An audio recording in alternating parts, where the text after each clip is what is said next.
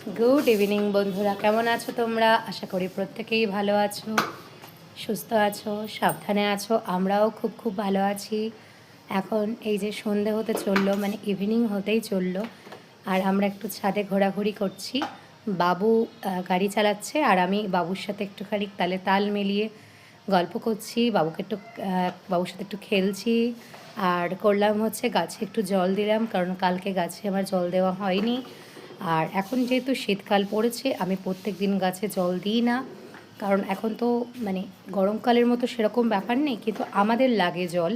এই যেহেতু আমাদের গাছ ছাদে থাকে, তো প্রপার রোদ পড়ে, হ্যাঁ বুঝতেই পারছো, সে কারণে আমাদের কিন্তু জল লাগে। তবু কিন্তু আমি কালকে জল দিইনি, দেওয়া হয়নি, কারণ আমি ঘুমিয়ে গেছিলাম।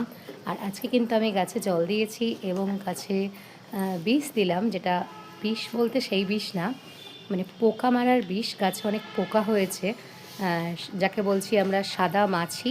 তো সেগুলোকে তো রিমুভ করতে হবে। তো সেই মানে গাছে দেওয়ার যে বিষ, সেটার সাথে জল দিয়ে স্প্রে দিয়ে গাছের বিষগুলোকে, বাবা একটু দাঁড়াও, গাছ থেকে রিমুভ করলাম। তো এখন খাবো কফি এবং খাবো ম্যাগি। তো ইচ্ছে করছে, কারণ ঠান্ডা ঠান্ডা পড়েছে, তো ইচ্ছে করছে একটু ম্যাগি খাই ছেলেকে নিয়ে। ছেলের খুব ইচ্ছে ম্যাগি খাওয়ার। আর এই যে আমার সোনা বাবা, কই আমার সোনা বাবা, এই যে আমার সোনা বাবা, তোমরা দেখতে পাচ্ছ নিশ্চয়ই, এই যে আমার সোনা বাবা চালাচ্ছে গাড়ি, আর আমি তোমাদের সাথে বলছি কথা। তো এখন আমরা ঘরে চলে যাব। ঘরে চলে যাওয়ার আগে ভাবলাম তোমাদের সাথে খানিকক্ষণ কথা বলে নিই। তো এই তো কথা বলতে চলে এলাম।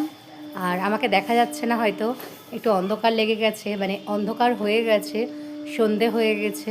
তো বাবু এদিকে আয়, লাইটটা জ্বালিয়ে দিই, একা ছাদে যাস না, আয় মা।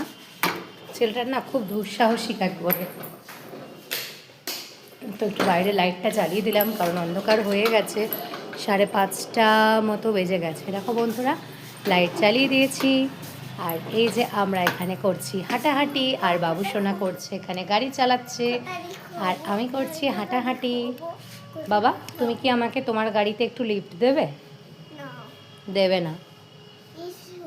লিফট দেবে না কাউকে, ওর গাড়িতে হাত দিতে দেয় না গো, লিফট তো দূরের ছাই। আমি ওই গাড়িতে চাপতে পারবো না। আমি ওর গাড়িতে চাপতে পারি বলো তো? গাড়ি ভেঙে যাবে না? আমাদের একটা ওজন আছে না, বাচ্চা ছেলের গাড়ি ভেঙে গেলে তো কাঁদবে। একদম বাবা, ওই গাড়িটাও ভেঙে যাবে। তো ঠিক আছে।